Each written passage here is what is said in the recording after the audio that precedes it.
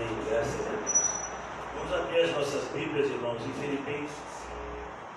Filipenses capítulo 2. Uma continuação da exposição de ontem.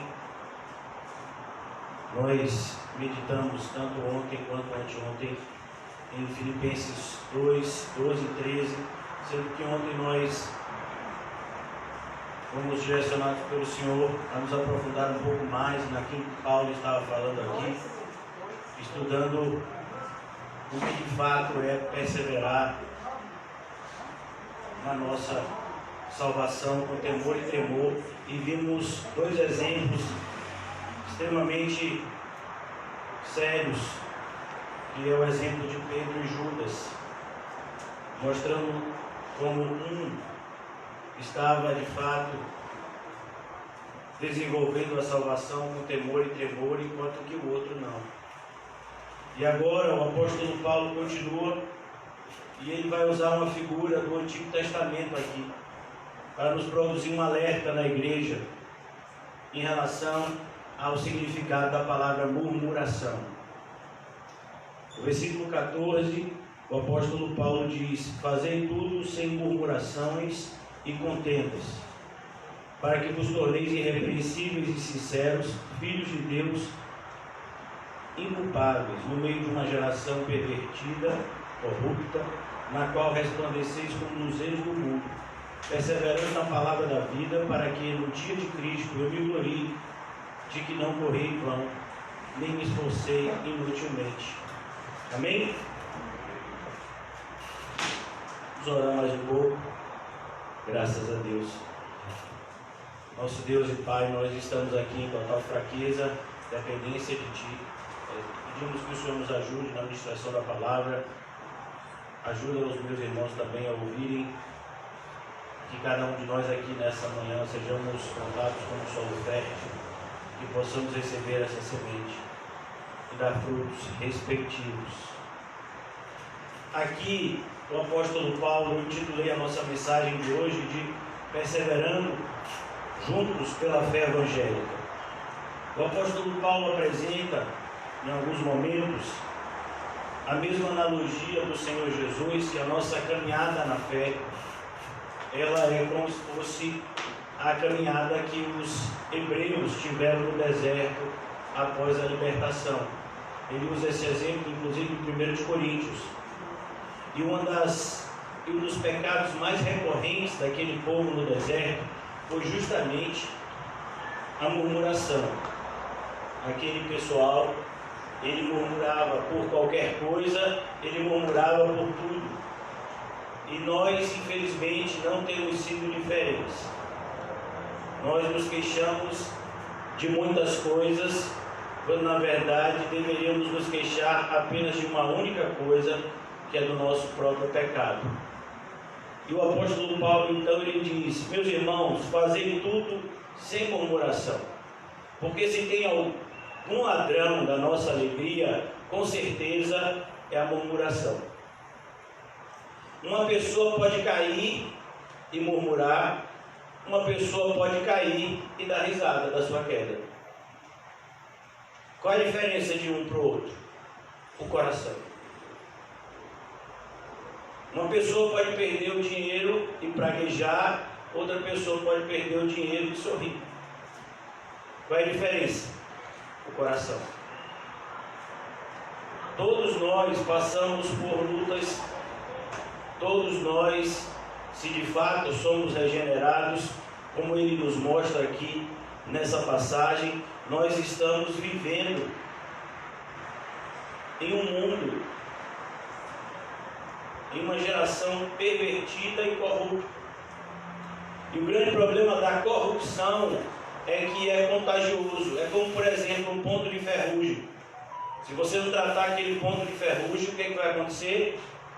Ele vai aumentar, e a tendência é que a ferrugem corroa todo o metal. E assim também é a ideia aqui. Por isso que o apóstolo Paulo, ele diz: fazei tudo sem murmurações e contendas. Eu fiz a leitura dos versículos 14 até o 16, porque é uma única frase. Eu não sei se vocês perceberam que não há ponto. Versículo 14, 15, 16 é uma única sentença que o apóstolo Paulo está falando. E o ponto só vem justamente no final do versículo 26. Ele começa dizendo: fazer tudo sem murmurações.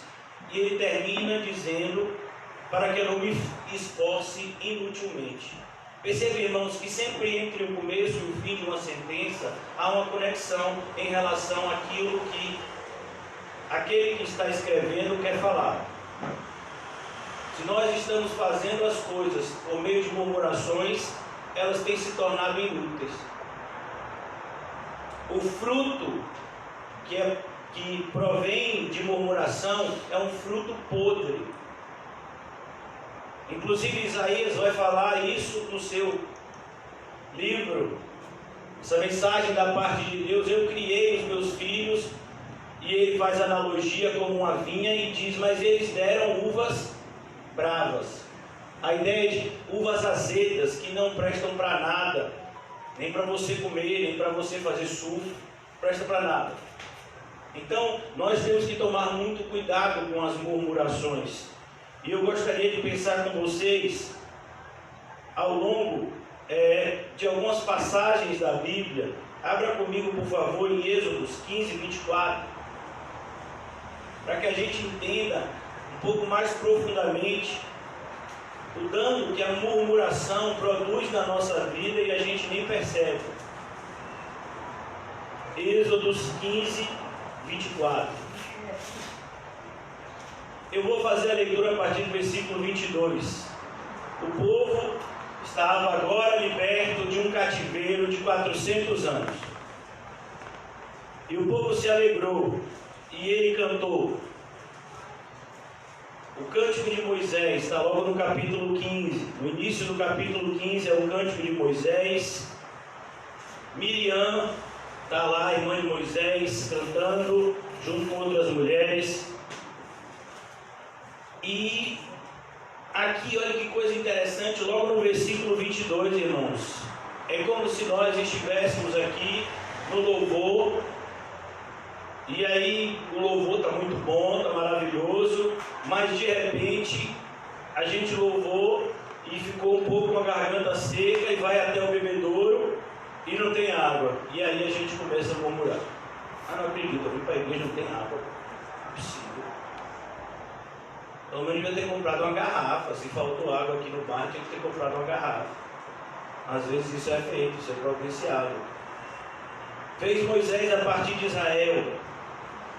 Fez Moisés partir a Israel do Mar Vermelho. Israel aqui é uma referência ao povo de Deus. Ainda não haviam entrado no território, mas eles eram um povo. Saíram do deserto de Sur e caminharam 3 dias no deserto e não acharam água. Afinal, chegaram em Mara. Todavia não puderam beber as águas de Mara, porque eram amargas. Por isso chamou-se Mara. E o povo murmurou contra Moisés, dizendo: o que havemos de beber? Então Moisés clamou ao Senhor, e o Senhor lhe mostrou uma árvore. Lançou Moisés nas águas, e as águas tornaram-se doces. Deu-lhes ali estatutos e uma ordenança, e ali os provou. E disse: se ouvires atento a voz do Senhor teu Deus, e fizeres o que é reto diante dos teus olhos, e deres ouvidos aos seus mandamentos, e guardares todos os seus estatutos, nenhuma enfermidade virá sobre ti, das que enviarei sobre os egípcios, pois eu sou o Senhor que te sara. Então chegaram a Elim, onde havia 12 fontes de água e 70 palmeiras, e acamparam junto das águas. Percebam, irmãos, como nós somos facilmente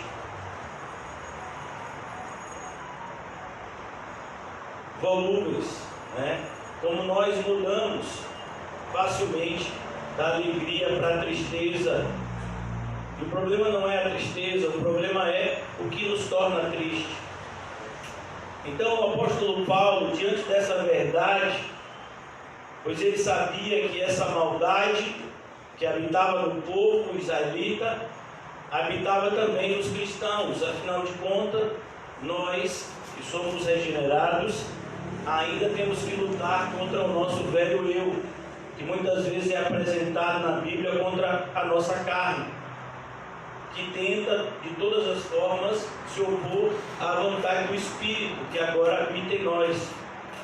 Então Paulo diz aqui no versículo 14: fazei tudo, tudo que for feito tem que ser feito sem murmurações e sem contendas. E aqui o apóstolo Paulo vai mostrar que as contendas, elas sempre são precedidas de murmuração. Dificilmente a gente vai contender com alguém sem antes murmurar daquele alguém ou daquilo que aquele alguém fez e nós achamos que de alguma forma nos prejudicou. Então Paulo está dizendo aqui: olha, tem um problema na igreja, e o problema na igreja é justamente a insatisfação. Por isso que no final dessa carta o apóstolo Paulo vai dar uma linda lição: aprendei de mim, disse Jesus. O apóstolo Paulo aprendeu de Jesus e diz: eu aprendi a viver contente em toda e qualquer situação. Você caiu? Levante. Por que murmurar? Você está doente? Vá no médico, tome remédio. Para que murmurar? Não conseguiu tomar remédio, nem no médico, ore, mas não murmure. Porque aquela enfermidade que não há tratamento humano, é a enfermidade da alma. É quando nós estamos insatisfeitos com aquilo que Deus fez para nós, com aquilo que Deus, com a forma como Deus tem conduzido a nossa vida, e então nós nos vemos nos opondo ao próprio Deus. E essa é a realidade de nós aqui enquanto igreja. Muitas vezes nós não ficamos satisfeitos com algumas coisas, mas mesmo quando nós repreendemos, exortamos, aconselhamos, mesmo quando somos repreendidos ou exortados, nós devemos fazer também isso sem murmurações e contendas. As murmurações e contendas, irmãos, elas são uma semente maligna que é plantada junto à boa semente. A gente tem que ter essa consciência cada vez mais clara.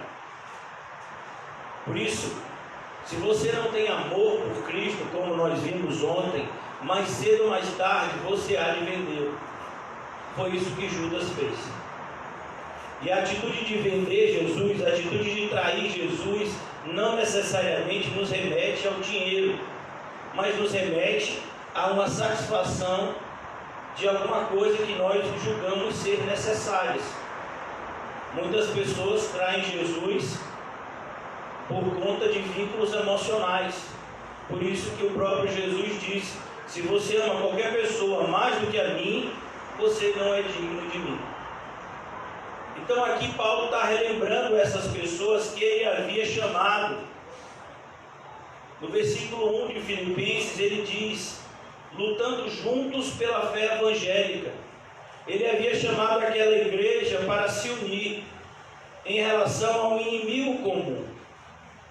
Eu gostaria de abrir com vocês, se pudermos, em 1 Pedro. 1 Pedro, carta bastante conhecida. Aquele que foi tão tentado pelo diabo foi o apóstolo Pedro. Ele tinha autoridade da parte do Senhor para dizer essas palavras e nos aconselhar. O apóstolo Pedro ouviu essa expressão do próprio Jesus e não deu atenção, e por conta disso traiu. Na noite em que Jesus foi preso, o Senhor Jesus chamou Pedro e mais dois apóstolos, Tiago e João, para estarem juntos com ele no momento de agonia. E Jesus disse: fiquem aqui e orem junto comigo. E Jesus se afasta um pouco e começa a orar. E quando Jesus volta, eles estão orando? Não, eles estão dormindo. Vocês não puderam guardar comigo nem uma hora? E Jesus diz: vigiem, orem. E mais uma vez se afasta para orar, e quando ele volta, eles estão o quê? Dormindo de novo. Então o que acontece? Pedro traz Jesus. E aqui o apóstolo Pedro, muito provavelmente lembrando dessa noite, escreve para esses cristãos que, assim como ele tinha sido provado naquela noite, esses cristãos também seriam provados por meio da perseguição. Prestarmos atenção na carta de Pedro, tanto na primeira quanto na segunda, o apóstolo Pedro, como pastor, ele está preparando a igreja para um período de intensa perseguição que a igreja iria passar no final do primeiro século. Então ele diz aqui: sede sóbrios. A ideia de sobriedade não fala simplesmente de nos mantermos livres do álcool ou das drogas, mas a ideia diz: não se deixe embriagar por nada. Tem pessoas que estão embriagadas de amor, tem pessoas que estão embriagadas de preocupação. A preocupação é 1 Pedro 5,8. A preocupação e tantos outros sentimentos, eles tendem a tirar de nós a sobriedade. A sobriedade é a capacidade de nós enxergarmos as coisas de maneira clara para podermos então fazer escolhas corretas. Nós precisamos estar sóbrios. Por isso que nós vemos muitas vezes as blitz que são feitas no trânsito com o propósito de ver se os motoristas estão alcoolizados, pois já foi demonstrado que determinada quantidade de álcool no sangue faz com que a pessoa vá perdendo gradativamente, temporariamente, seus reflexos e não está mais apto para a direção de um veículo. Então a ideia aqui é justamente: se você não estiver sóbrio, você não vai conseguir dirigir a sua vida. Se você não estiver sóbrio, você vai se acidentar. Por isso que nós temos que tomar cuidado com os sentimentos que muitas vezes nos dominam. Sede sóbrios e vigilantes. Sede sóbrios e vigilantes. Essa é uma única sentença. Duas ordens: sede sóbrios e vigilantes. Estejam aptos para enxergar, para tomar decisões importantes, porque a nossa vida, nós vamos ter que tomar decisões importantes em frações de segundos e de maneira inesperada. E diz mais: sejam vigilantes. A ideia de vigilantes é: estejam conscientes em relação ao local que vocês estão e saibam que esse local é perigoso. Então ele diz: sejam sóbrios e vigilantes. E aí ele diz porque o diabo, o vosso adversário, e a palavra diabo é a tradução, se eu não me engano, do latim da palavra diabolos, que significa literalmente adversário. Mas Pedro aqui não se preocupa em ser redundante. Por quê? Porque não há redundância aqui. O mundo inteiro não é adversário do diabo. O mundo inteiro é do diabo. Nós é que somos adversários do diabo. Nós que de fato cremos em Cristo. Os outros, todas as outras pessoas que não foram regeneradas, eles são instrumentos do diabo e não adversários dele. O adversário do mundo corrupto que Paulo se refere em Filipenses é o próprio Deus. Deus está irado com os filhos da desobediência. Muitas pessoas hoje na igreja têm um adversário que não é o diabo, é o próprio Deus. Porque por conta da sua desobediência, da sua murmuração, das suas constantes quebras dos mandamentos claros do Senhor Jesus, e principalmente por aquilo que nós lemos ontem em 1 Coríntios 16, 22, todo aquele que não ama o Senhor Jesus, que seja anátema. E a palavra anátema é uma palavra bastante específica. A palavra anátema não significa meramente amaldiçoado, mas amaldiçoado pelo próprio Deus. Se você não ama o Senhor Jesus de todo o seu coração, alma, força, entendimento, você é anátema. Você pode estar na igreja, você pode ter 30 anos de igreja, você pode pregar, você pode ser plantador de igrejas, você é anátema.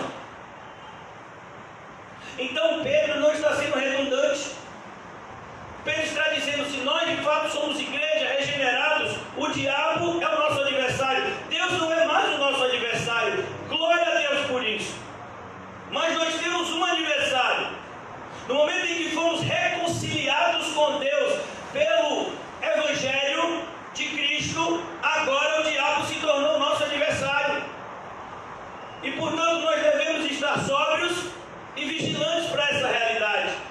E o diabo vai usar tudo e todos à sua disposição, inclusive os nossos familiares mais próximos que não estão em Cristo ainda. O diabo, o vosso adversário, anda em derredor. A ideia de andar em derredor aqui é justamente alguém que não se afasta jamais. Alguém que fica esperando apenas uma única oportunidade. Ele anda em derredor. Não é que ele fica em derredor e sai, não, ele está sempre lá.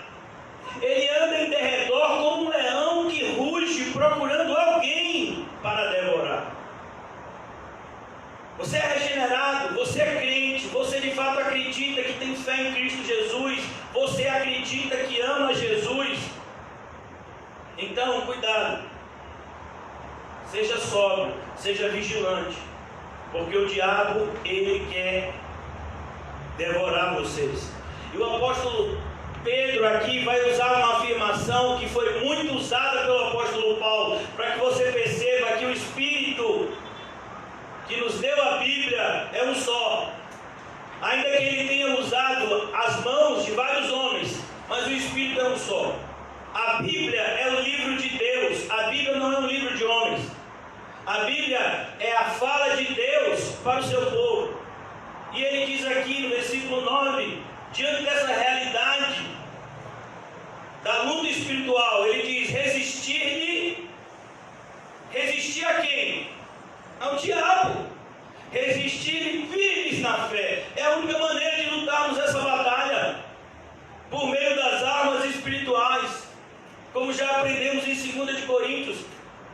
Nessa batalha as nossas armas não são carnais, elas são espirituais.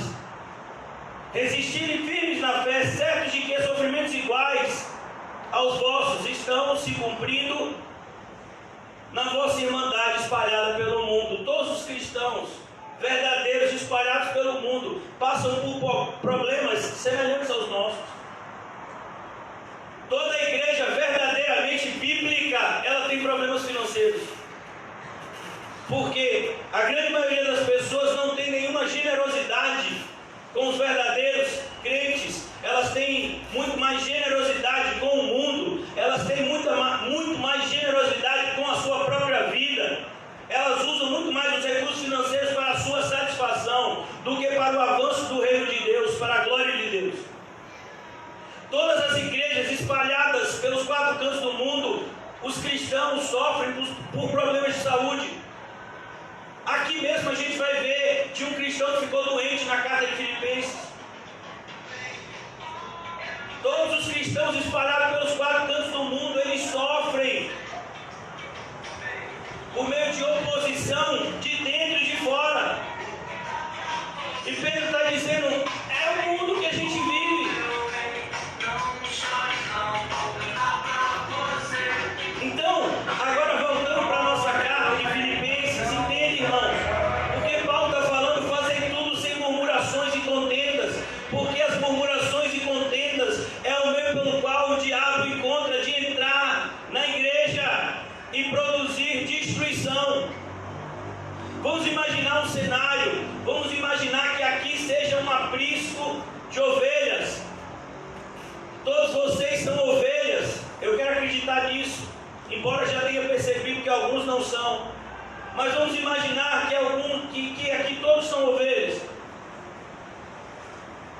E vamos imaginar que o porteiro ali dormiu. Oh, meu Deus. Não é algo muito difícil.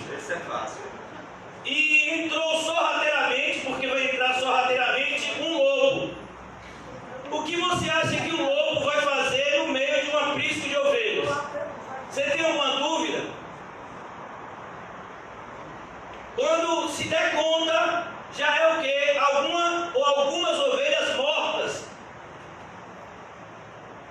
Então a ideia aqui do apóstolo Paulo é justamente essa: cuidado! Cuidado, porque essa bobagem entre Evódia e Sinti, que pode aumentar e trazer grande dano à igreja. Cuidado com aqueles que se dizem de Cristo, mas são inimigos da cruz de Cristo. Eu vou falar uma coisa, irmãos, que pode parecer dura e insensível. Eu estava me segurando para não falar isso já há algumas semanas, mas eu vou falar, porque eu acho que a igreja precisa ouvir. Nós todos estamos orando pelo problema de Dylan. Todos nós. Ontem, inclusive, Dylan foi entubado. Dylan é uma criança que nasceu há 2 anos atrás. Logo com 1 ano ele começou a ter problemas de saúde. Seus pais congregam aqui conosco, apesar de passarem um tempo afastados. E ele foi diagnosticado com esses problemas, não se sabia o que era, até que algum tempo atrás descobriu-se então finalmente o que era um câncer, e começou esse tratamento. Mas desde que começou o tratamento, alguns meses atrás, ele tem passado por muitos problemas, infecções e uma série de outros problemas. E ele ontem precisou ser entubado. Mas muitas vezes nós somos tentados a pensar que Dylan é o mais importante no mundo para César e para Lani. Não pode ser. O mais importante para César e para Lani tem que ser Jesus. Eu sei que isso é duro, mas é verdade.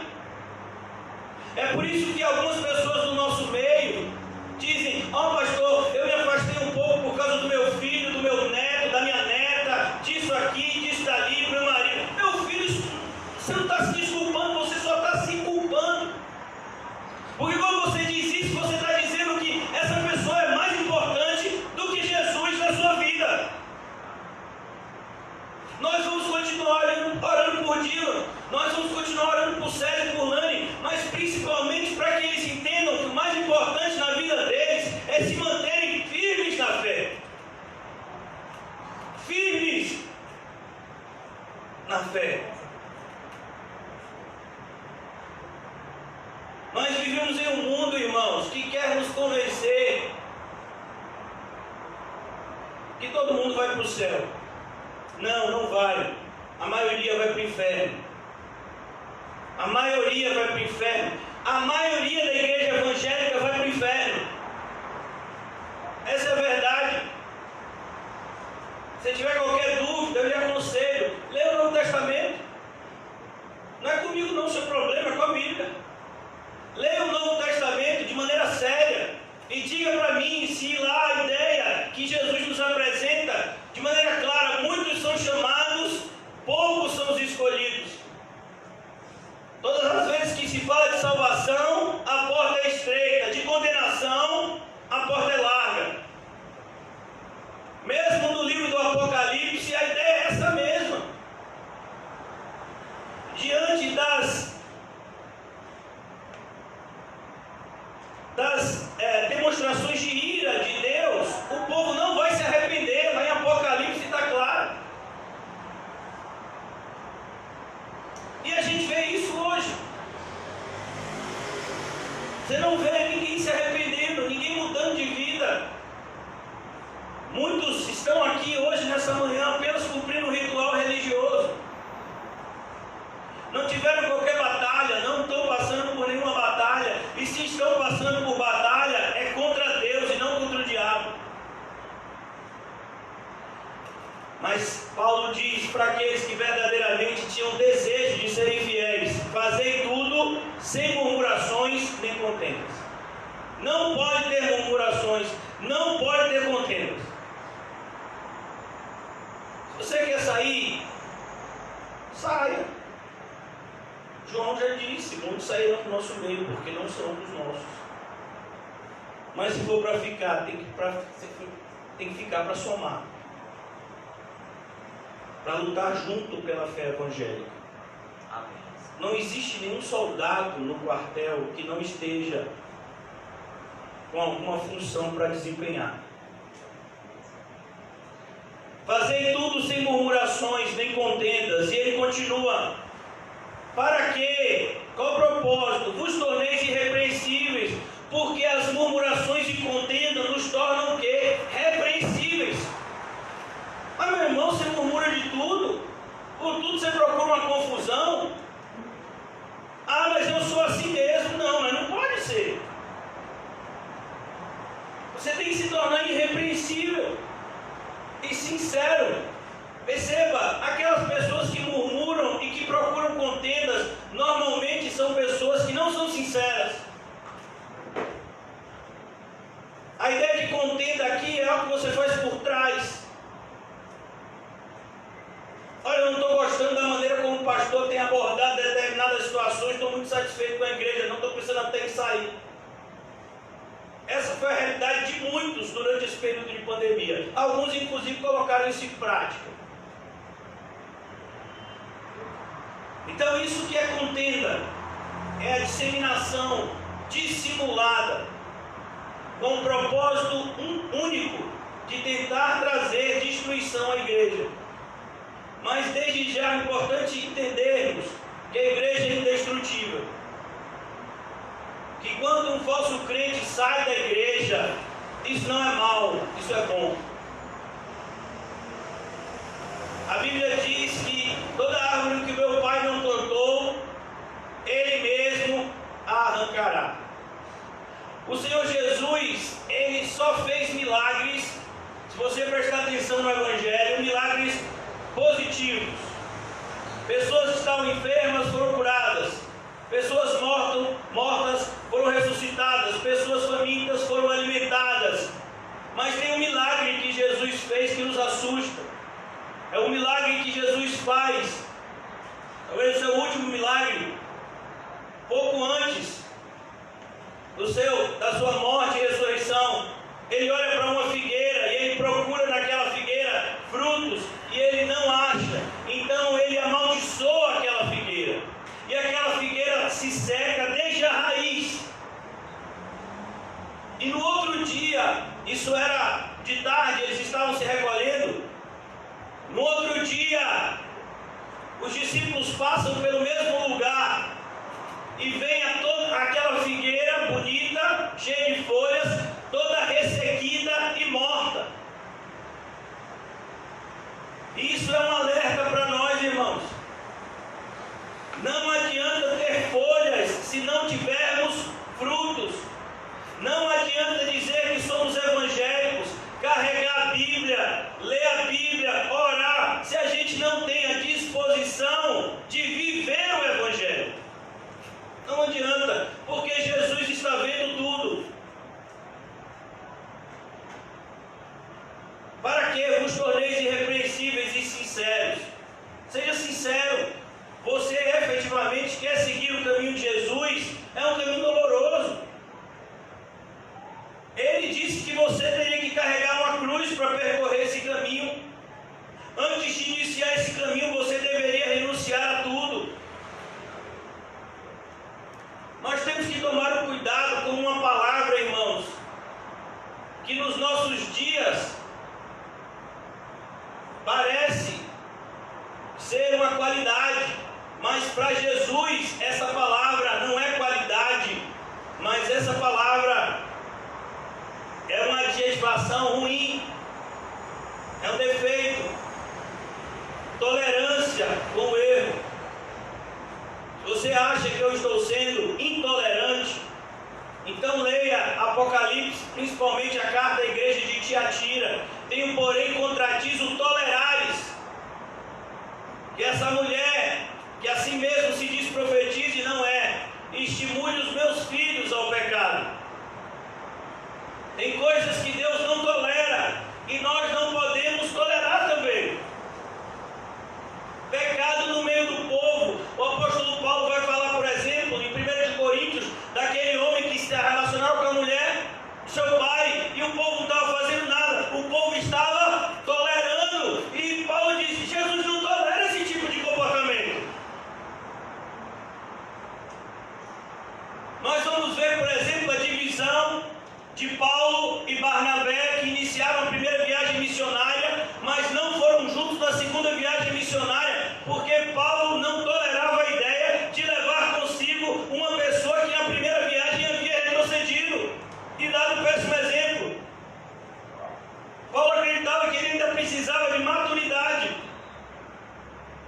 E nós vamos ver que Paulo acertou. E depois Marcos, de fato, amadureceu. Nós temos que tomar muito cuidado com a tolerância em relação ao erro. Se você tem visto pessoas andando de maneira errada e não as repreende, é porque você não ama nem a elas, nem ao Senhor Jesus. A preocupação prioritária na igreja é sempre com a alma. Mesmo que a gente faça, mesmo que tomemos atitudes do ponto de vista material, alimentar uma pessoa que está com fome, vestir uma pessoa que está com frio, ajudar uma pessoa que está enferma, visitar um irmão que está preso, mesmo que tomemos atitudes no sentido prático, é importante entender que essas coisas se tornam inúteis se nós não estivermos amando a Jesus Cristo de todo o nosso coração. Então ele diz: fazem tudo sem murmurações e nem contendas, para que vos torneis irrepreensíveis e sinceros, filhos de Deus, inculpáveis, no meio de uma geração pervertida. Filhos de Deus, inculpáveis. Será que esse é o nosso diagnóstico? A ideia de inculpabilidade aqui não está falando de uma pessoa que não peca, mas está falando justamente de uma pessoa que se arrependeu do pecado. E o processo de arrependimento continua o mesmo.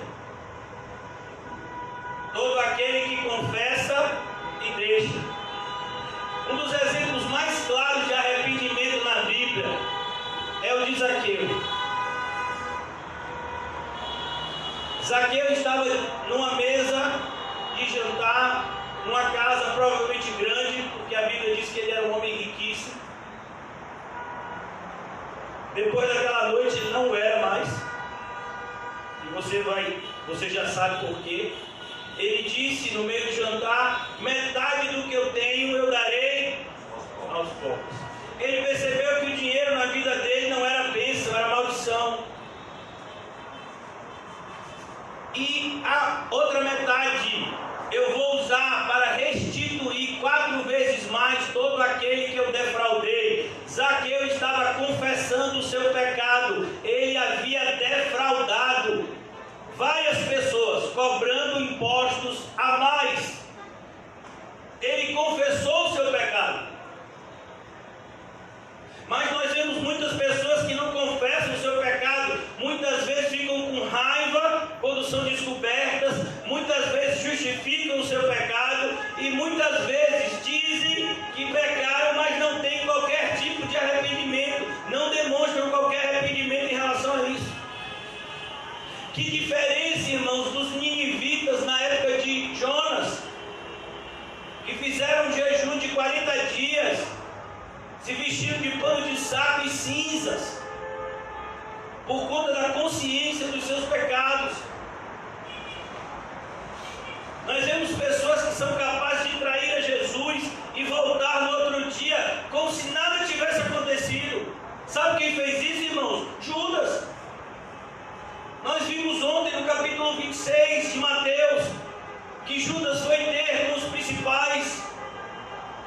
Ele negociou com eles a entrega de Jesus e depois ele voltou para estar com Jesus e os apóstolos como se nada tivesse acontecido, buscando um momento oportuno para entregar Jesus.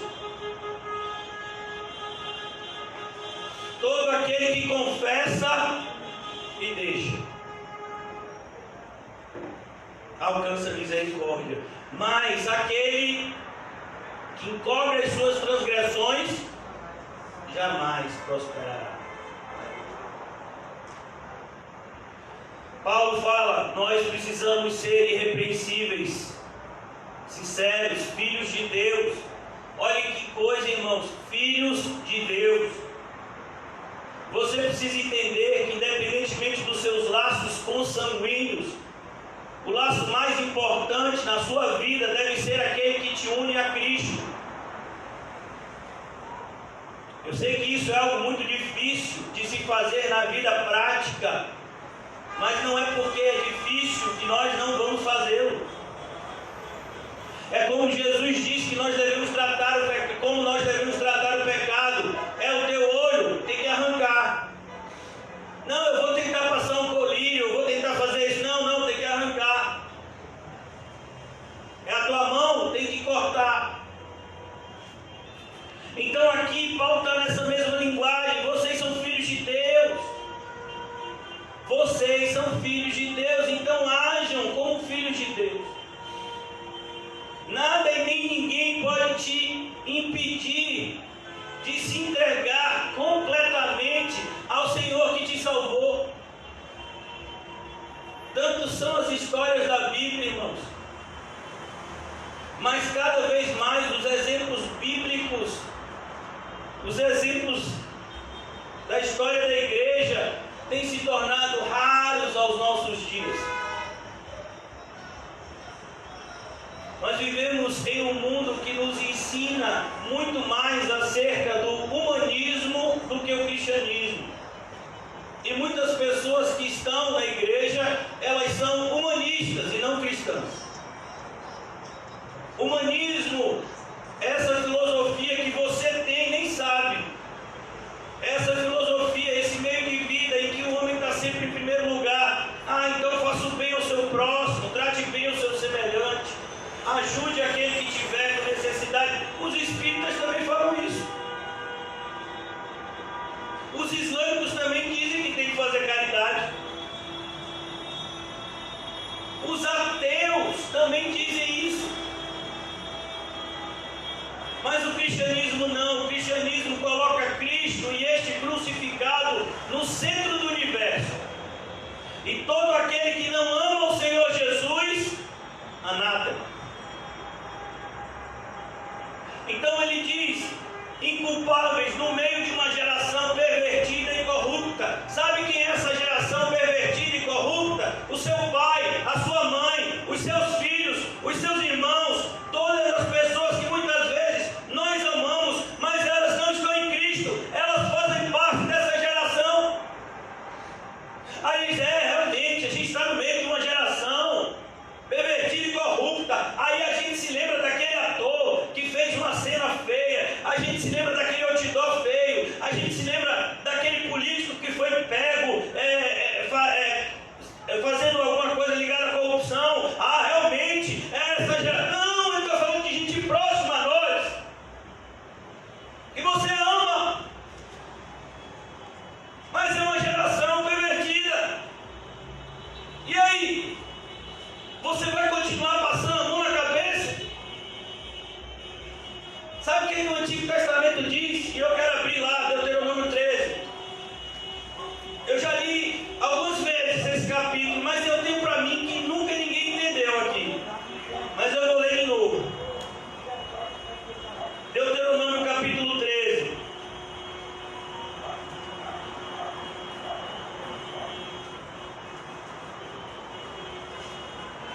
Deuteronômio 13, a partir do versículo 6. Se você ler todo o capítulo 13 em casa, vai ser muito edificante para a sua vida. Mas por conta do tempo, nós vamos ler a partir do versículo 6. Se teu irmão, filho de tua mãe, ou teu filho, ou tua filha, ou a mulher do teu amor, não é a mulher que você não ama não, viu? Porque tem muitos casamentos onde o marido já não ama mais a esposa não ama mais o marido, mas eles ainda continuam casados. Ele está dizendo aqui: a mulher do teu amor, e teu amigo que amas, como a tua alma. Olha que coisa, uma pessoa que você tem profunda amizade, te incitar em segredo, dizendo: vamos a outros deuses. Não é o que acontece toda semana nas nossas famílias. Mas você vai continuar nessa igreja? Mas você vai continuar fazendo isso? Tem alguns aqui que nunca houve esse tipo de repreensão, até porque eles não fazem nada. Mas quando você procura fazer, quando você procura ser fiel, é normal que essas pessoas que dizem nos amar, elas se coloquem como obstáculos. Perceba que no filme O Peregrino, John Bunyan vai retratar uma realidade talvez vivida por ele mesmo. E ele retrata no filme O Peregrino que quando o cristão toma a iniciativa de sair da cidade da destruição e ir em direção à cidade celestial, a primeira oportunidade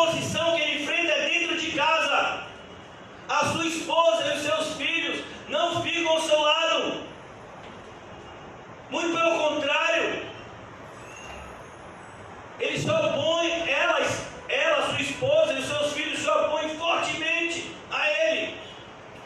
E ele sai de casa amaldiçoado pelos seus. Dois amigos dele seguem ele com o intuito de trazê-lo de volta.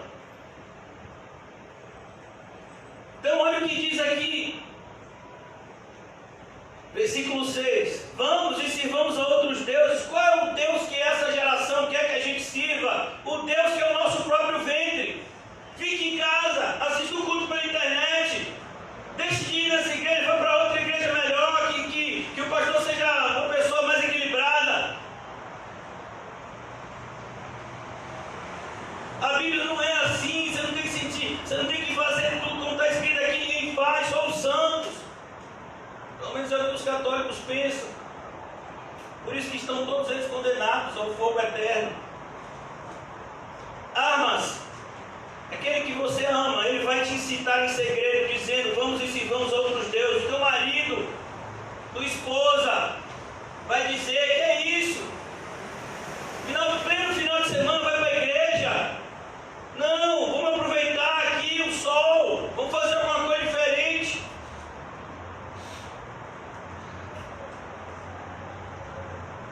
Vamos e sirvamos a outros deuses que não conheces, nem tu e nem teus pais, entre os deuses dos povos que estão ao redor de ti, perto ou longe de ti, desde um até a outra extremidade da terra. Olha como Moisés já sabia o que iria acontecer com a gente. Qualquer pessoa que nos afaste de Cristo, é isso aqui. Versículo 8: não concordarás com ele. Você não pode concordar com ele, mas o que a gente tem visto, irmãos, na igreja, é que os evangélicos concordam mais com o mundo do que com a Bíblia. É assustador isso, mas é a verdade. Os evangélicos concordam muito mais com o mundo do que com a Bíblia. Vejamos então nesse período de pandemia. A Bíblia diz: todo aquele que tentar salvar a sua vida irá perdê-la. E os evangélicos dizem: não, mas a Globo disse que eu tenho que ficar em casa. Agora você vê aí, até pouco tempo atrás não podia carro de som. E você acha que foi por acaso que o prefeito Assemineto baixou um decreto ontem, ou anteontem, extinguindo todas as restrições do Covid? O Covid passou? Não! Ainda tem pessoas sendo infectadas e mortas. Mas a eleição precisa acontecer. Eles têm os candidatos deles que querem ser eleitos. Então vamos dar dois alvos. E aí todo mundo age da mesma forma que eles querem.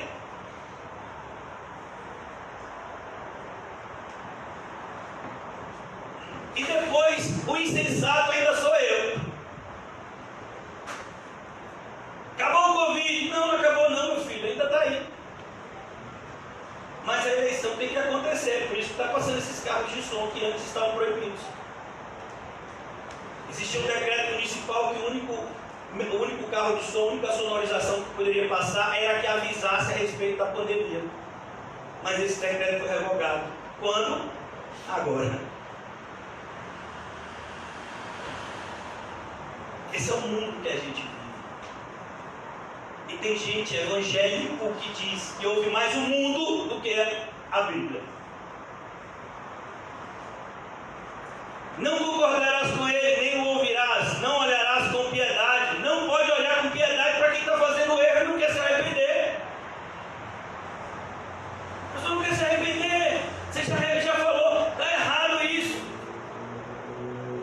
Não pode olhar, porque senão você vai estar fazendo mal a essa pessoa e a você mesmo. Nem o pouparás, nem o esconderás. Mas certamente o matarás. Não, pastor, aí não. Aí não.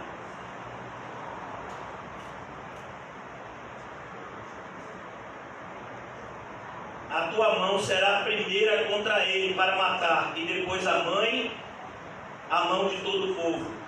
A tua mão vai ser a primeira. Aí você acha que isso só acontece no Antigo Testamento? Não, irmãos. Vocês nunca leram Mateus 14? Jesus está falando exatamente a mesma coisa. Os exemplos são os mesmos: pai, mãe, irmão, filho, filha, mulher, marido. E aí, para não ficar dúvida, todo aquele que não renuncia, a ideia de renunciar é todo aquele que não odeia essas coisas. Glória a Deus. Para me amar, não é digno de mim. Glória a Deus. Esse é o Evangelho. Você aceitando ou não? Eu não estou aumentando nem diminuindo, eu só estou pregando. Então Paulo estava pregando para essa igreja que ele amava, e que ele sabia que por mais que estivesse andando na direção correta, precisava estar sempre vigilante, que o inimigo sempre tentou e tentará tirar os verdadeiros crentes da direção certa.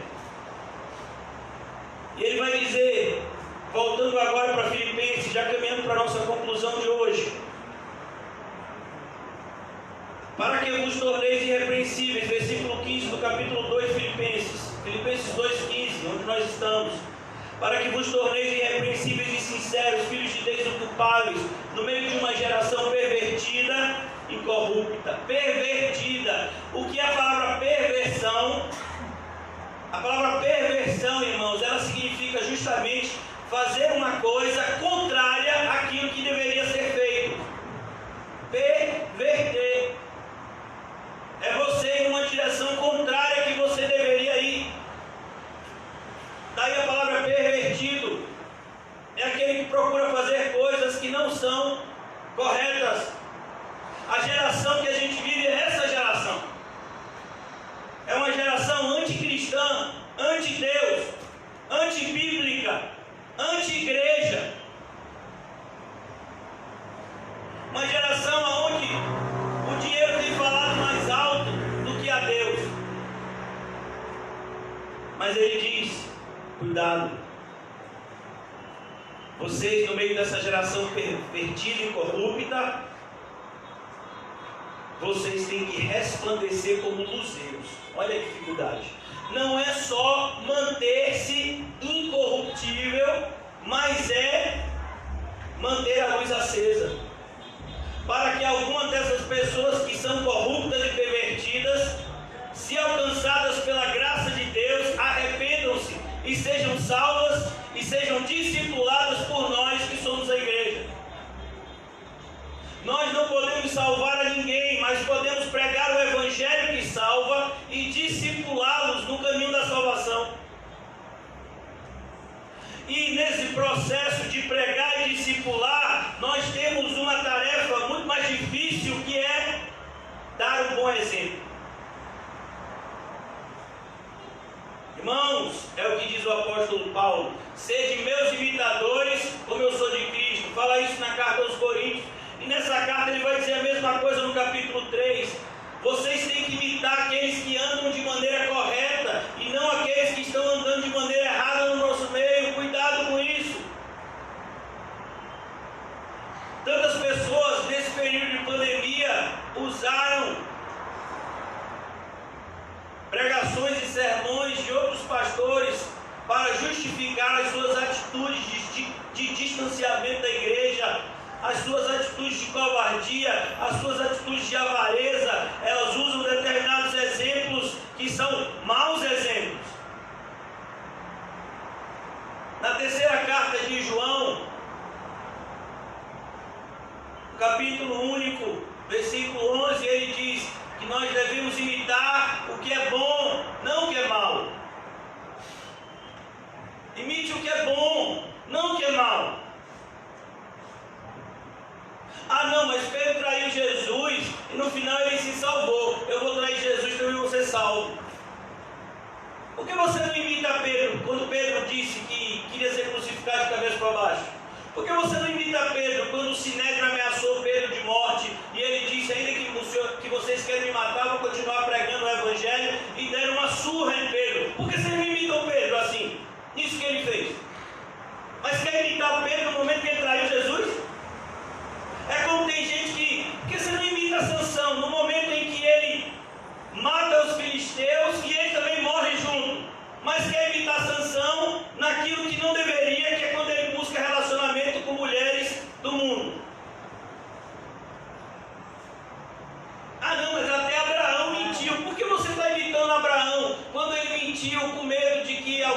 imitasse ele, e disse que Sara era irmã dele. Por que você não imita Abraão quando ele foi oferecer Isaac em sacrifício? Glória a Deus.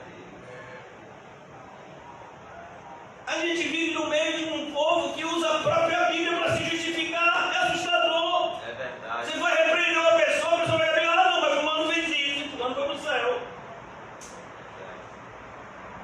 Ah não, mas o ladrão da cruz, aos 45 do segundo tempo, ele se arrependeu e foi para o céu, vai ser assim comigo também. Você acha mesmo?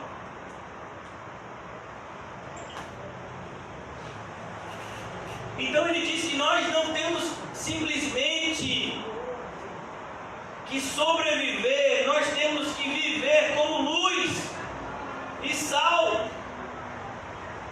Nós não devemos apenas não nos deixar ser influenciados, mas nós temos que buscar influenciar a outros. Amém. Nos ditos do apóstolo Paulo, o escritor dessa carta e também da carta de 1 Coríntios, ele diz: eu faço de tudo para com todos, para, se possível, salvar alguns. Será que a gente pode dizer isso?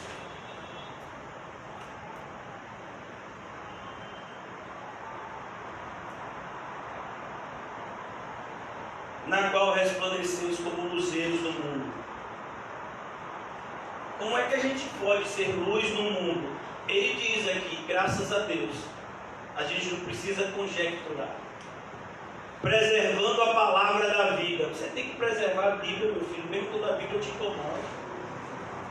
Se a Bíblia está incomodando você, quem tem que mudar é você, não ela.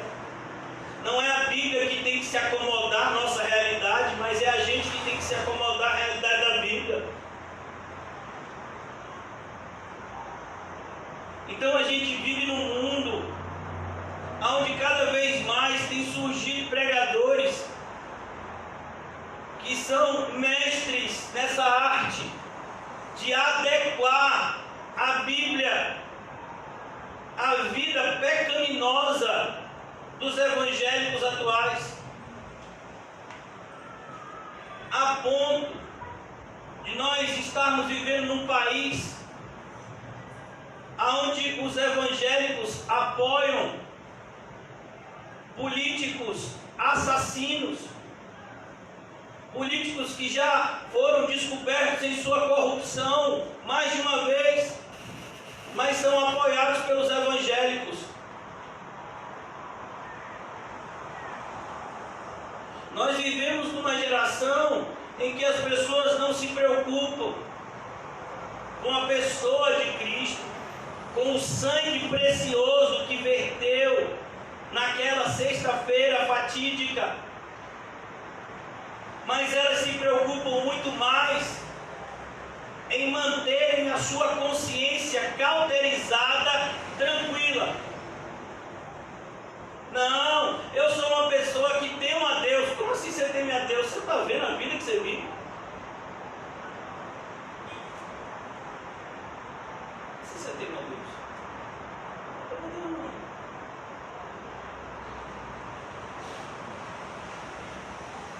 preservando a palavra da vida. A palavra é a Bíblia que diz como a gente tem que viver ou não. A Bíblia vai dizer, por exemplo, que uma vez que nós entramos pela porta estreita, agora nós temos que crescer na graça e no conhecimento do Senhor Jesus. A Bíblia diz que cada vez mais a gente tem que produzir mais frutos e não menos. Eu vejo, o que eu tenho visto muitas vezes na nossa congregação, são pessoas que produziram frutos durante um determinado tempo e depois simplesmente pararam.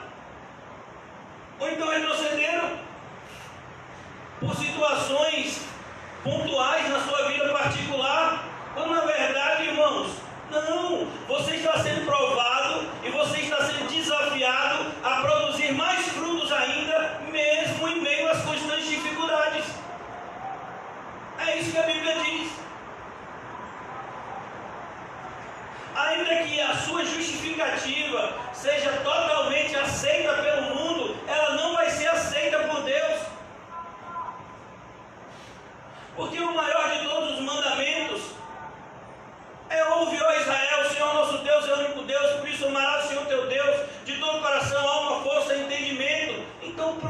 Irmãos, diante dessa realidade, você acha que temos alguma justificativa plausível diante de Deus para não fazermos o que Ele manda na sua palavra? E eu quero dar apenas um exemplo. Eu quero dar para vocês apenas uma lista exemplificativa, não exaustiva, que está aqui na carta de Romanos, sobre como nós deveríamos estar vivendo. No capítulo 12, o apóstolo Paulo diz a partir do versículo 9, eu vou ler rapidamente por causa do tempo.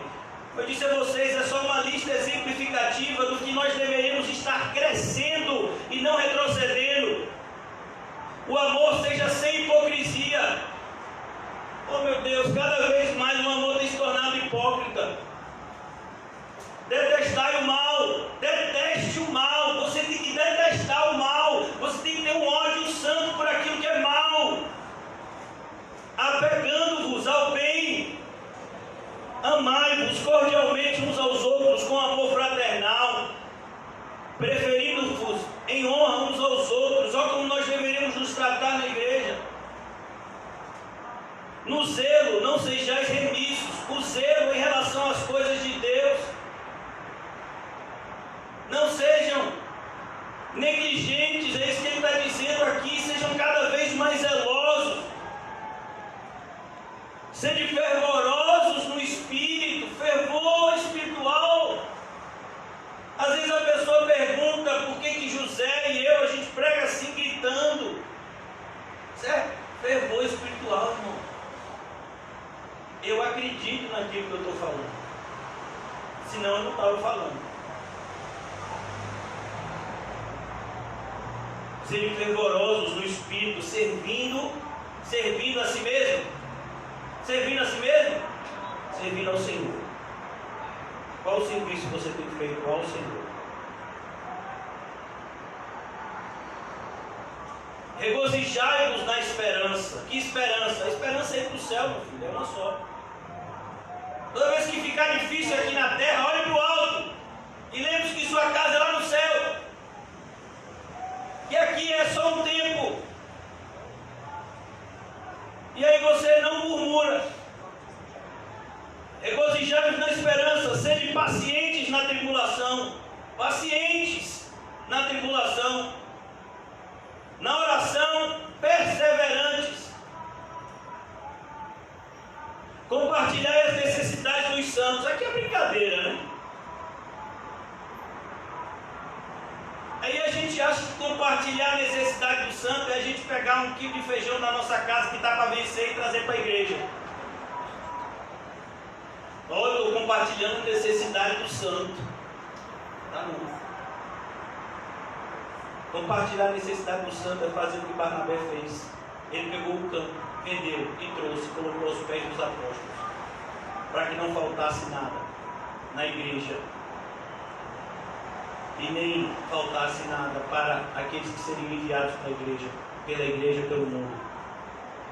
Mas a gente não compartilha a necessidade do santo. Tem um negócio lá em minha casa que não presta mais, eu estou pensando em trazer para aqui. Meu filho, aqui não é depósito de lixo não, depósito de lixo da cidade de Salvador, fica em Canabrava, não é isso mesmo?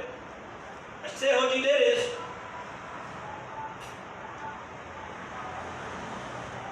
Compartilhai as necessidades dos santos. Meu filho, você nem sabe as necessidades dos santos.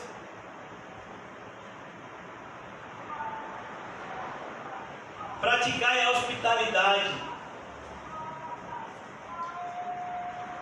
Abençoai os que vos perseguem, abençoai, não amaldiçoeis. Alegrai-vos com os que se alegram, chorai com os que choram. Tenham o mesmo sentimento uns para com os outros, em lugar de seres orgulhosos, condescendei com o que é humilde. Não sejais sábios aos vossos próprios olhos. Não torneis a ninguém mal por mal, esforçai-vos por fazer o bem perante todos os homens. Se possível, ó. Por que Paulo colocou isso? Porque ele disse que vai ter momentos que é impossível. Se possível, quando depender de vós, tende paz com todos os homens. Vai ter momento que não vai ter. A pessoa quer que você adore a Baal. A pessoa quer que você preste culto a César. Você não vai fazer. A pessoa quer que você abandone o seu ministério. A pessoa quer que você nem tenha ministério. Não vai dar. Não vos vingueis a vós mesmos, amados, mas dais lugar à ira, porque está escrito: a mim pertence a vingança, eu é que retribuirei, diz o Senhor. E não se enganem, irmãos, aqueles que estão fazendo mal à igreja, aqueles que estão fazendo mal aos irmãos, Deus é o vingador. Pelo contrário, se o teu inimigo tiver fome, dá-lhe de comer, tiver sede, dá-lhe de beber, porque fazendo assim amontoará as brasas vivas sobre a sua cabeça. Não se deixe vencer pelo mal, mas vence o mal com o bem. Pois é isso que Paulo está falando aqui também. É isso que é viver como luz. E a gente podia ler todo o Sermão do Monte, que fala também sobre esse assunto. Versículo 16 de novo, Filipenses 2, voltando para a nossa conclusão: perseverando na palavra da vida, para que no dia com D maiúsculo, perceba que diante do olhar de Paulo, diante da palavra de Deus, para nós só existe um dia que importa, é o dia em que nós nos encontraremos com Cristo, e nós não queremos fazer isso de mãos vazias, para que no dia de Cristo eu me glorie, que não corri em vão, nem me esforcei inutilmente. Paulo estava dizendo: ô irmãos, em nome de Jesus, vamos se endireitar. Porque se a gente só plantou essa igreja aqui, que está pregando o Evangelho há quase 10 anos, mas de fato os frutos dignos de arrependimento não têm sido produzidos por meio das nossas vidas, a gente tem corrido inutilmente. Você já imaginou isso? O que significa correr inutilmente? Eu não vou abrir na passagem para não me prolongar mais, mas correr inutilmente é você chegar na porta do céu e dizer: Senhor, Senhor, e Ele dizer: eu não te conheço. Isso que é correr inutilmente. É aquelas virgens nécias que correram inutilmente para comprar azeite de última hora, e quando voltaram a porta estava fechada. Isso é correr inutilmente.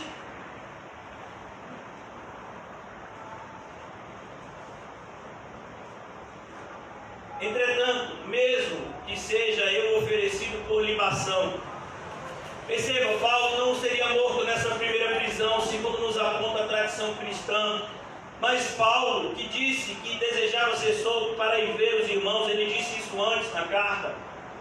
Ele disse: mas ainda que eu seja morto, isso que significa ser oferecido por libação. Ele está dizendo: libação era um sacrifício líquido. Então ele disse: ainda que meu sangue jorre quando eu morrer. Porque Paulo sabia que pela sua condição romana, se ele fosse morto, ele seria morto por decapitação. E ele está dizendo: ainda que meu sangue jorre no momento da minha morte,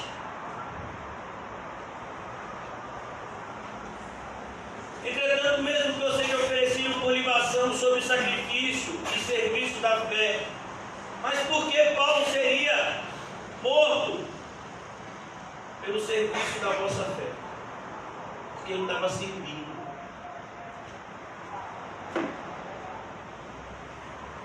Ele estava servindo.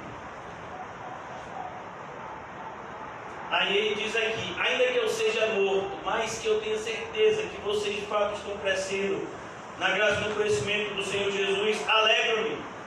Mas Paulo, você vai ser morto, você está preso, que alegria é essa? Eu alegro-me por todos vós e me congratulo. A nossa alegria, irmãos, ela deve estar nas coisas espirituais e não nas coisas materiais, para que não nos decepcionemos. Por exemplo, eu já conheci pessoas que tinham um apego extremamente grande com coisas materiais, se alegravam com aquelas coisas materiais, mas uma vez que aquelas coisas materiais eram danificadas, toda a sua alegria ia embora, o que tomava conta era a murmuração e a contenda. Já vi pessoas que se alegraram com vínculos emocionais, mas uma vez que esses vínculos emocionais foram desfeitos, a pessoa começou a murmurar e praguejar contra Deus. Você vai ser um desses? E se mais ama. Se você chegasse em casa e recebesse a notícia que todos os seus entes queridos foram mortos, sabe quem recebeu essa notícia? Jó. Ô Jó, eu vim aqui só lhe dar uma notícia: todos os seus filhos foram mortos. E se você recebesse uma notícia que todos os seus bens se perderam enquanto você estava aqui na igreja, e aí? Como é que ficaria a sua fé? E se quando você saísse da igreja, você abrisse o celular e visse no zap, você está demitido, e aí?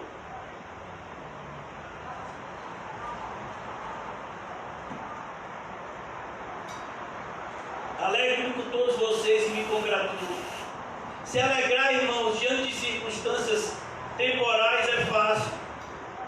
Está vendo esses políticos agora? Você não vai ver nenhum desses políticos sério, eles vão estar sempre sorrindo, pedindo seu voto. Segura a criancinha, come com os pobres, mas ele não vive com os pobres e nem se importa com eles, só no período da campanha eleitoral. Mas muitas pessoas não ligam para isso.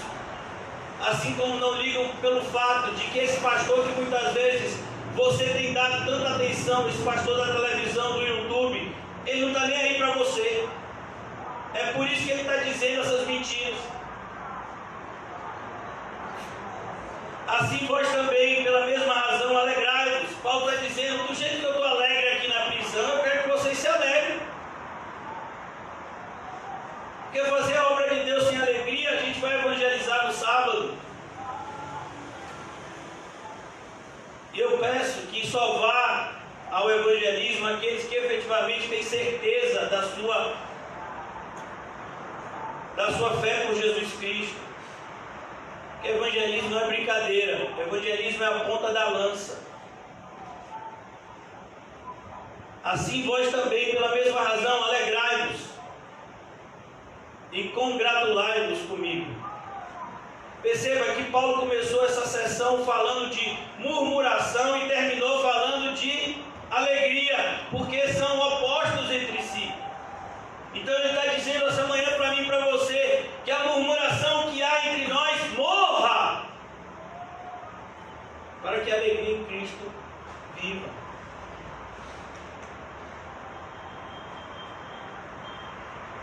Então, irmãos, eu oro para que nessa manhã a gente de fato compreenda como é importante viver uma vida santa, porque só assim viveremos uma vida de alegria. Tem uma frase, se eu não me engano, de um puritano do passado que diz: se o pecado é a sua tristeza, deixe que a santidade seja a sua alegria.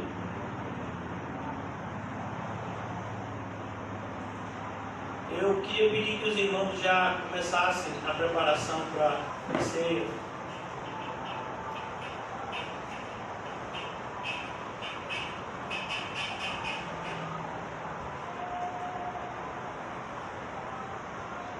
E eu gostaria, enquanto os irmãos estão preparando a ceia, eu gostaria apenas de relembrar aquilo que foi dito durante esses minutos aqui. Lucas capítulo 14.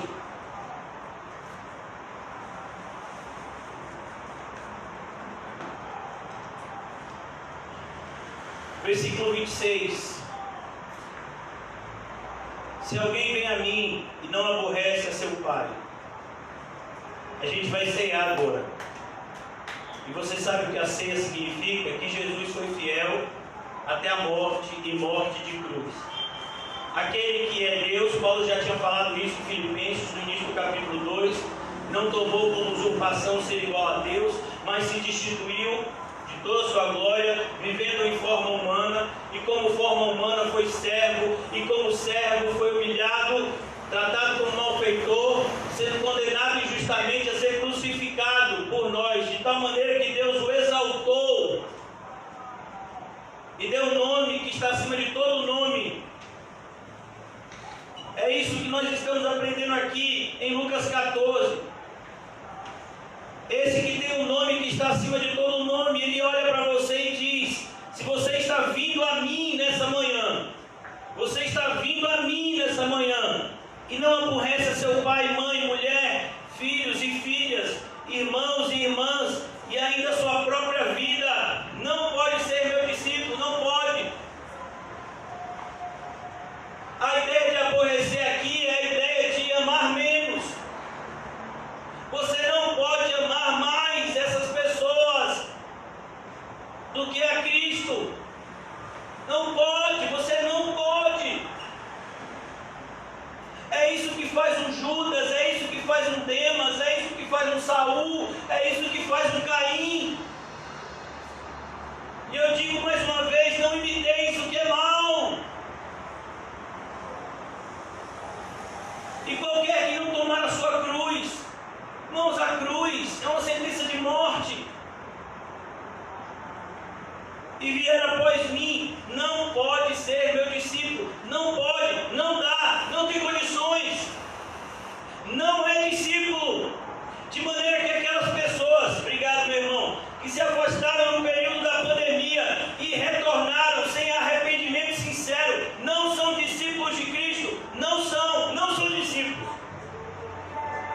Aquelas pessoas que têm guardado o melhor da sua vida material para si e não para Deus, não são discípulos dele, obrigado irmão, não são discípulos. Elas podem até parecer, como eu disse ontem, ninguém diria que Judas Iscariotes era quem era.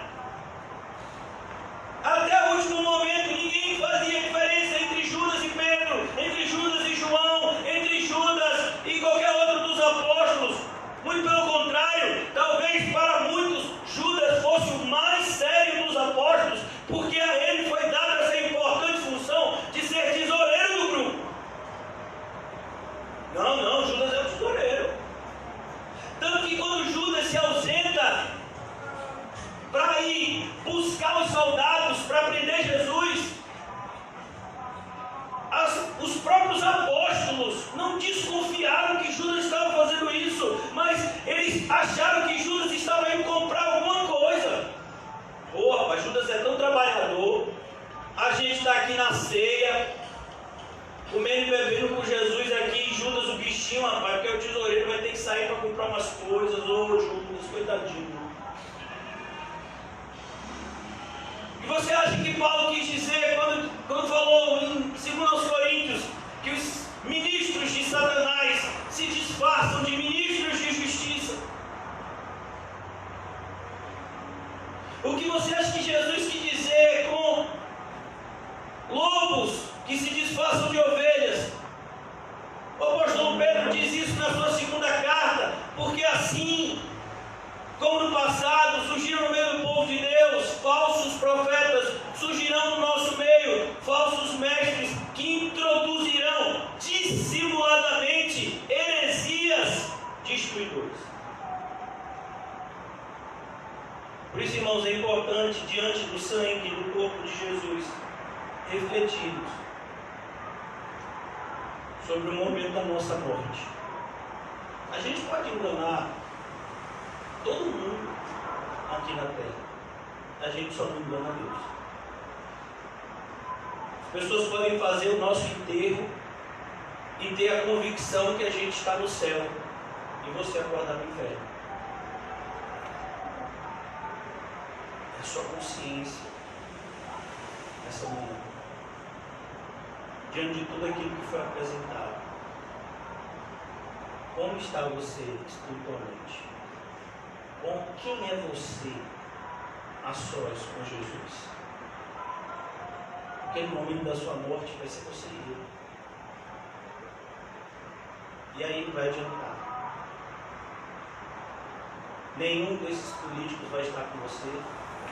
Nenhum desses da OMS aí, da saúde, vai estar com você. Ninguém, nem seu marido, nem sua esposa, nem seu filho, nem seu pai, nem sua mãe, ninguém. Vai ter um momento na sua vida em que você vai ter que prestar contas diante daquele que é o autor da vida. E aí?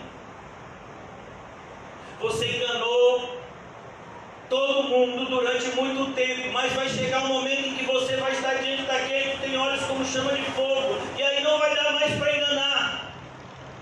E aí? Como é que vai ser? É por isso que nós ceiamos, irmãos. A ceia é uma lembrança de que Jesus está vivo e Ele está espiritualmente entre nós. No livro do Apocalipse, que o irmão José tem nos ensinado às terças-feiras à noite, temos aprendido, eu acho que ele ainda não chegou nesse ponto, mas em breve chegaremos, quando ele diz que Jesus anda pelo meio da sua igreja, analisando e avaliando cada um, principalmente a mim. Faço parte da liderança. Ai de mim se não pregar para vocês o que eu tenho pregado. Ai de mim. Você acha que eu também não sou tentado a me tornar um falso mestre? Você acha que se eu me tornasse um falso mestre isso não ia facilitar a minha vida? Muitos aqui seriam meus amigos. Eu seria amigos dos maridos de todas as mulheres que não são cristãs, porque eu iria falar a mesma linguagem, eu ia ter o mesmo comportamento, eu ia ser amigo das esposas não cristãs dos maridos que são cristãos, porque eu ia ser tão mundano quanto todos. Ah, como seria fácil trazer esses entes queridos para essa igreja se o pastor não pregasse o verdadeiro evangelho. Por quê? Porque ele falaria aquilo que o mundo quer ouvir e o mundo daria ouvidos.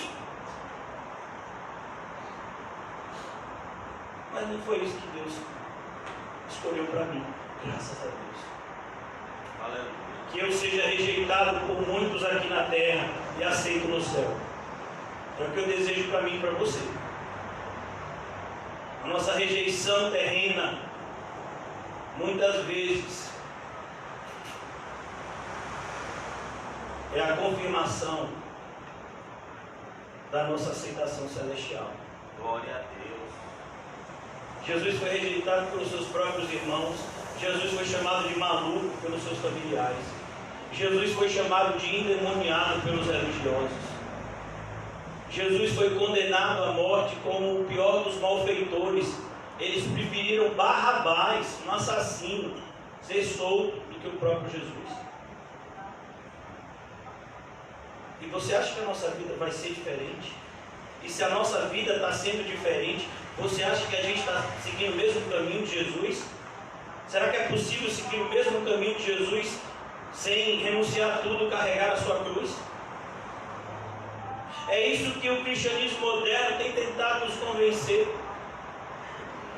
de que é possível vivermos ao mesmo tempo o melhor do mundo e o melhor do céu. Não, isso não é possível. Isso é um engano diabólico que já infectou e contagiou a muitos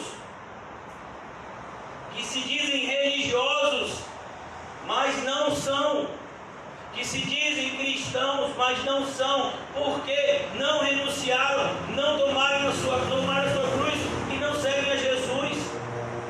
Por isso, irmãos, diante desse momento tão importante que é a ceia do Senhor, é necessário que a gente venha fazer essa reflexão profunda a respeito da nossa vida diante de Deus, porque um dia será o nosso último dia. E o nosso último dia aqui na terra é o nosso primeiro dia da eternidade. E você vai passar a eternidade aonde? Você acredita que uma fé sem obras pode salvá-lo? Você acredita? Tomamos e bebamos para a glória de Deus.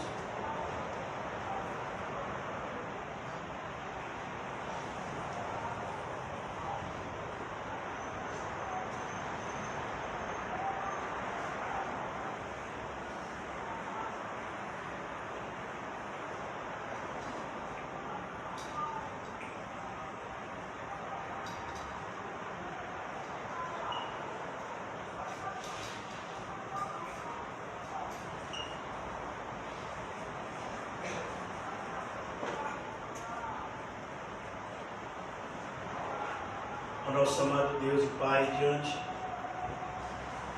das Suas santas palavras, ficamos envergonhados,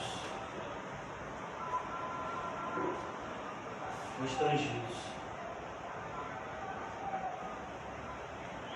porque o Senhor tem feito tanto por nós e nós fazemos tão pouco por Ti.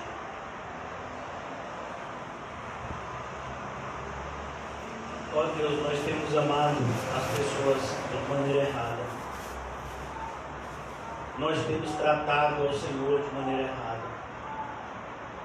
Nós temos feito escolhas de maneira errada. O Senhor sabe disso.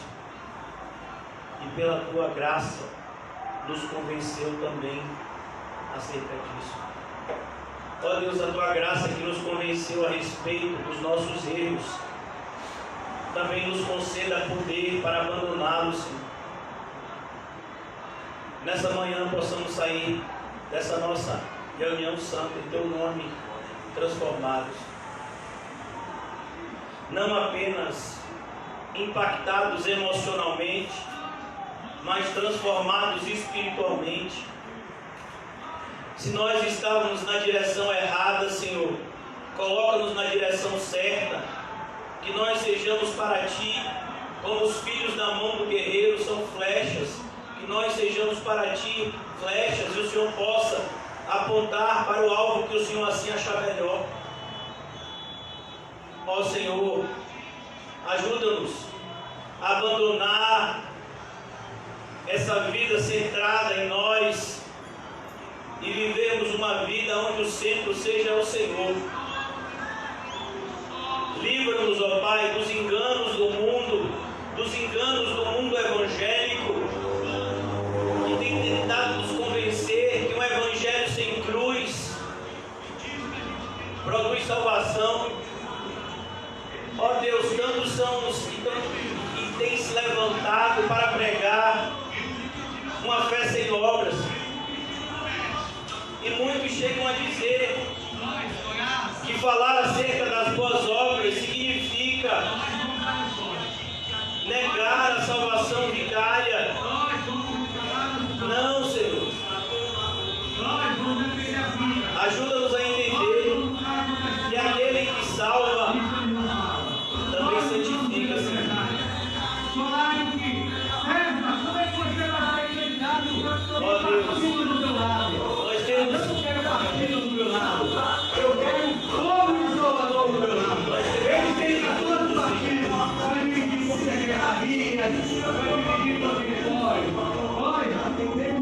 nós temos vivido no mundo, Senhor, adúltero e perverso. Os meus irmãos não viram, mas eu vi, Senhor, porque o Senhor quis. Nessa oração passou um carro de som aqui, e no carro de som tinha um político pedindo voto, e ao lado do político tinha um padre da paróquia daqui. Esse é um mundo que consegue interligar religião e política, que consegue conectar interesses financeiros e os tesouros do céu. Ó Deus, que não seja assim conosco. Que não seja assim conosco. Em nome de Jesus, amém e graças a Deus. Amém, irmãos. Eu quero dar só 2 minutos avisos. A partir de hoje, o gasofilácio ele vai sair daqui e ele vai ficar ali no canto. Porque muitas vezes as pessoas têm associado aquilo que é pregado no púlpito com aquilo que é lançado no saco das ofertas. As suas ofertas são prova do seu vínculo com Deus e não comigo. Segundo lugar, essa cestinha do CAC vai ser tirada também porque não precisa mais. O CAC só está com o irmão Augusto e o irmão Edson, que essa semana até teve problemas de saúde, está com problema no joelho, foi diagnosticado com diabetes, e nós vamos, entre aqueles que verdadeiramente são cristãos e família em Cristo, procurar ajudá-lo, cuidando dele, levando no médico. Nós temos problemas nas nossas igrejas que devem ser sanados com o amor de Cristo. Nós temos que tomar muito cuidado, irmãos. Muito cuidado quando a nossa forma de enxergar a Cristo é a mesma de Caim. No fim de uns tempos eu trouxe um resto para a igreja. Não. Nós temos problemas aqui na nossa igreja que precisam ser resolvidos e serão resolvidos por aqueles que quiserem de fato viver como igreja. Seu Edson está enfermo, Dona Maria está enferma e nós vamos, o irmão Dylan, já pela fé, esperando que ele seja curado, está enfermo. Existem pessoas no meio da nossa congregação que precisam do nosso auxílio. Nós temos sido direcionados a pregar o Evangelho. Livros foram feitos baseados nas pregações e pela graça de Deus nós vamos editar alguns desses livros e publicá-los e distribuir gratuitamente.